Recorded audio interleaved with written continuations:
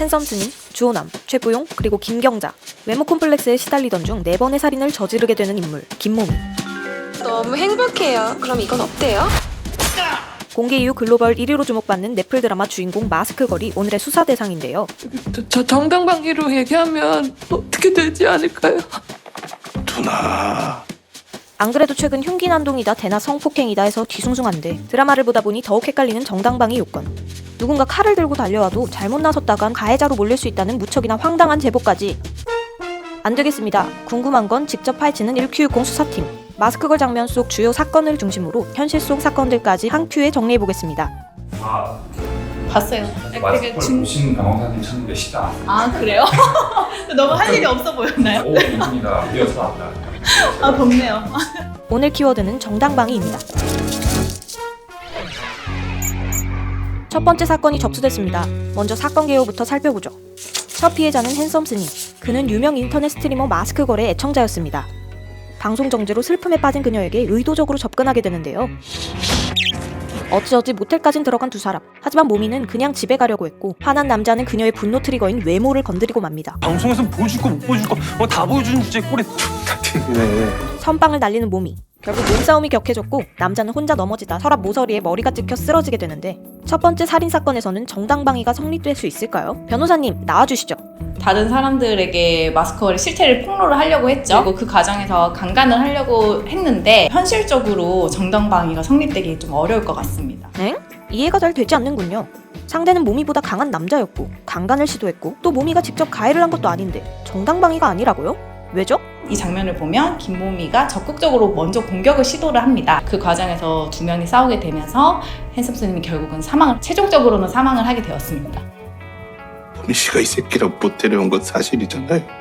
그 드라마에 나오듯이 모텔에 같이 들어갔다. 뭐 이런 것도 김모미가 모텔에 들어감으로 인해서 약간 동의를 한 것처럼 보이거든요. 그렇기 때문에 그 상황까지는 전혀 문제가 되지 않고 거부를 하고 그 상황에서 벗어날 수 있는 가능성이 충분했던 걸로 보여요. 그런데도 불구하고 공격을 하게 됐기 때문에 정당방위가 조금 성립되기 어려울 것 같습니다. 좀 당황스러운데요. 무슨 법이 이렇나요? 뭔 소리야? 정당방위의 법적 기준을 확인해 보겠습니다. 현재의 부당한 침해, 상당한 이유가 있는 경우, 정황에 따라, 야간이나 그 밖의 불안한 상태. 한마디로 상황에 따라 다르다는 겁니다. 상대 행위가 얼마나 부당했는지, 정당방위를 한 상당한 이유가 있는지, 방어의 정도가 적절했는지에 따라 정당방위 여부가 달라진다는 것. 경찰 수사 단계에서 정당방위로 판단하는 기준은 살짝 더 구체적입니다. 따라서 다음의 경우는 정당방위로 인정할 수 없다고 하는데요. 드라마 마스크걸 내에는 성범죄와 관련된 살인이 한 건 더 있습니다. 얼굴 가리는 건 좀 아쉽지만 그래도 서비스는 제일 좋다. 두 번째 피해자.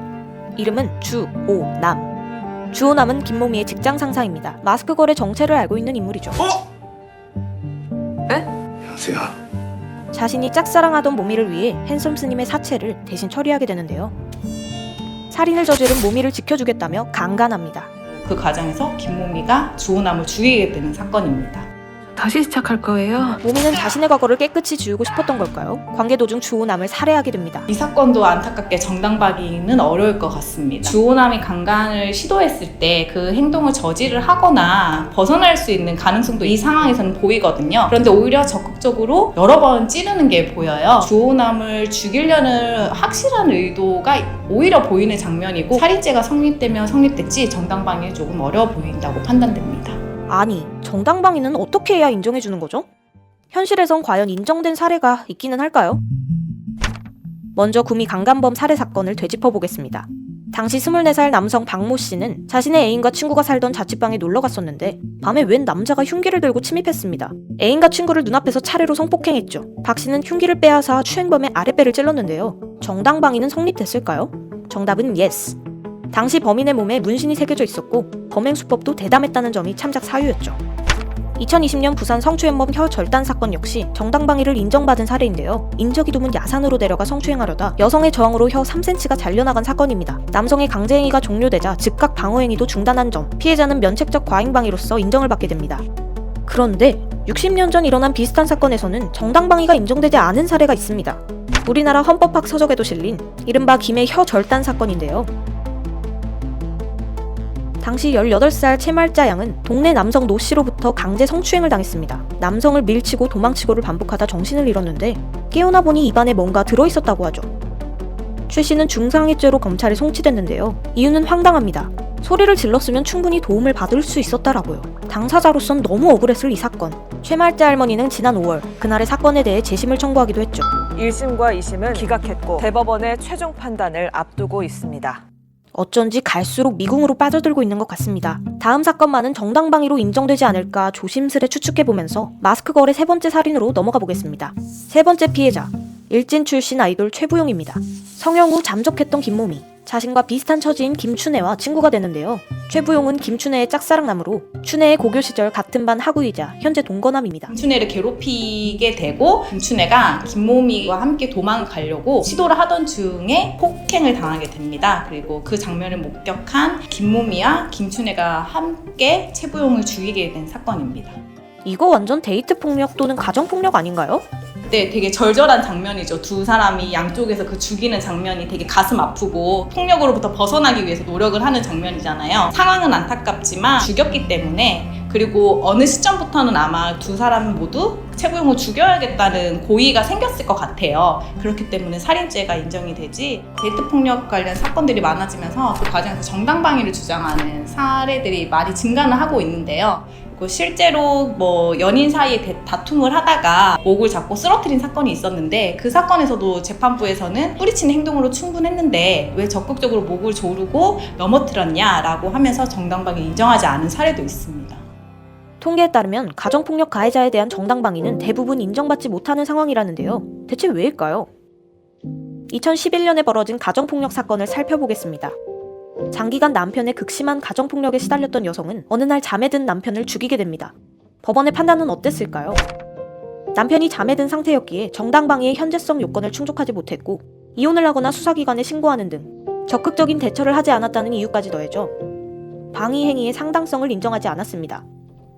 2015년에도 20년간 극심한 폭력에 시달리던 아내가 남편을 살해한 사건이 있었는데요. 법원은 잠시 중단된 폭력에 대해서는 어떤 경우든 살인으로 막아서는 안 된다는 판례를 재확인하는 판결을 내렸습니다. 이에 대해 한국여성의전화 등 여성단체에서는 비판의 목소리를 높이고 있기도 한데요. 가해자가 남성이고 피해자는 여성이라는 부부관계의 불평등한 특수성을 고려하지 않은 판단이라는 거죠. 이제 마지막 사건, 마스크 거래 마지막 피해자 바로 김경자입니다. 씨의 집에서 토막난 시체가 발견되어 충격을 주고 있습니다. 추 씨가 해당 시신과 어떤 연관이 있는지 추정 중입니다. 모미를 찾아 직접 복수하기로 마음을 먹죠. 청구하러 왔는데 사제 총기까지 구한 김경자. 내 아들도 일하고 잡아먹었냐? 그 변태가 내가 죽였다. 아니에요. 제가 죽였어요, 제가. 아줌마, 내가 김몸이야. 당신 아들 잡아먹었어, 내가. 내가 죽였다고, 내가! 결국 몸싸움 도중 춘혜는 총에 맞고, 모미는 김경자가 정신을 잃은 틈을 타 자동차에 가두고 물에 수장시켰죠. 내 친구를 총으로 쏴 죽인 살인범을 대신 죽인 것, 정당방위로 인정받을 수 있을까요? 김경자가 기절을 했잖아요. 상황은 다 종료가 되어버렸어요. 공격이 있었던 상황이. 그렇기 때문에 그 이후에 김모미가 했던 행동들은 절대로 정당방위가 인정될 수가 없습니다. 이미 부당한 침해로부터 벗어났기 때문에 오히려 가해 행위로 판단이 되어지는 거지, 김모미는 결국은 김경자가 기절해 있는 것을 알면서도 차에 태워서 물에 빠뜨립니다. 그렇다면 이제 살인의 고의가 있었기 때문에 최종적으로는 김경자가 죽지 않고 거의 좀비처럼 살아나잖아요. 살인 미수죄가 성립될 것 같습니다. 마스크걸은 극단적인 상황을 그린 마라맛 드라마입니다. 아무래도 현실에서 벌어지는 사건과는 차이가 있죠. 재미를 위해 드라마의 사례를 가지고 왔지만 덕분에 정당방위가 아주 보수적으로 인정된다는 사실만큼은 확실히 알 수 있었는데요. 이는 통계로도 나타납니다. 1953년 형법이 제정된 이후 60여 년간 법원이 정당방위를 인정한 사례는 겨우 14건에 불과했습니다. 정당방위의 범위를 확대하게 되면 법을 악용할 여지도 있기 때문에 최대한 좁게 해석할 수밖에 없다는 논리인데요. 영화나 드라마 같은 데 보면 먼저 날 쳐라 하고 도발해서 맞은 다음에 내가 널 치면 쳐도 상관없다 라는 식으로 이제 그 묘사되는 장면들이 굉장히 많이 나오는데, 정당방위를 악용하는 대표적인 사례라고 볼 수가 있죠. 형법 21조 중에서도 사망 면책적 과잉방위는 법조계에서는 거의 사문화된 조항으로 받아들여진다고 합니다. 책에서는 있다고 하는데 현실에선 없는 유니콘과 같은 존재라는 우스갯소리까지 나오는 상황이죠. 그런데 요즘 이런 정당방위의 기준을 바꿔야 한다는 목소리가 어느 때보다 높습니다. 다수의 흉기난동 사건, 묻지마 살인 등으로 치안 불안감이 높아지고 있기 때문입니다. 하지만 지금으로선 이 한몸 보호하려고 주먹을 휘두르거나 호신용품으로 가격했다간 한순간에 피해자에서 가해자가 될 수 있습니다. 호신용품 중에서도 후추 스프레이, 삼단봉, 전기 충격기 등은 상해를 가할 수 있는 물건들이고 이를 사용하는 과정에서 상대방에 적극적으로 상해를 가하게 된다면 특수 폭행죄에 해당될 수 있다고 합니다. 전문가들은 흉악범을 만나면 절대 맞서려 하지 말고 무조건 도망치라고 말합니다. 근데 도망칠 수 있는 상황이었으면 피해자가 맞서 싸울 이유도 없을 겁니다. 공격 행위도 가능하시거든요. 공격을 하는 것도 상관없는데, 그리고 이 공격이 정말 그 타당했는지, 그 정도가 상당했는지를 판단을 할 거기 때문에 어쩔 수 없었던 상황이라면 충분히 공격을 하고 벗어나도 정당방위가 인정될 가능성이 높겠죠. 그거는 너무나 사례마다 다를 거고, 그 공격의 정도나 뭐 방언의 정도나 아니면 내가 먼저 받았던 공격의 정도나 내 느꼈던 뭐 생명의 위협의 정도 이런 거에 따라서 달라질 거기 때문에 개별적으로 살펴봐야 됩니다. 일반인뿐만이 아닙니다. 범죄자를 체포해야 하는 경찰도 물리력을 잘못 사용했다가는 가해자로 처벌받기 십상입니다. 이른바 독직 폭행인데요. 지난 2017년 난동을 부리는 취객을 막으려다 다치게 한 경찰관은 취객에게 개인적으로 5,300만 원을 물어줘야 했죠. 논란이 일자 정부와 국회에서도 변화의 움직임을 보이고 있습니다. 최근 국회에서는 일명 정당방위 보장법까지 발의됐는데요. 물론 법 시행까지는 아직 넘어야 할 과정이 많습니다. 최근 정부는 범죄 현장 대응력 강화를 위해 경찰의 저위험 권총을 1인 1총기로 지급한다는 발표도 했습니다. 그러나 이 역시 법정에서 경찰 개인이 불이익을 입는 상황이 계속된다면 총기를 지급받아도 사용할 수 있을지 의문이 드네요.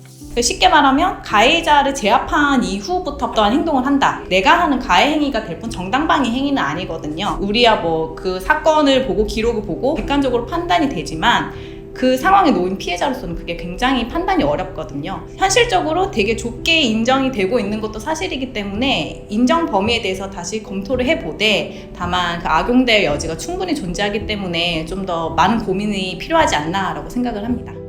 정당방위법을 대표 발의한 김병기 의원은 흉악범을 때려잡았다고 쌍방폭행으로 처벌받는 세상은 잘못됐다 라고 지적했는데요. 안전이 위협받는 사회, 과연 정당방위 인정 범위는 확대될 수 있을까요? 아니, 확대되는 것이 맞을까요? 여러분의 생각이 궁금합니다. 지금까지 1Q60 수사팀이었습니다.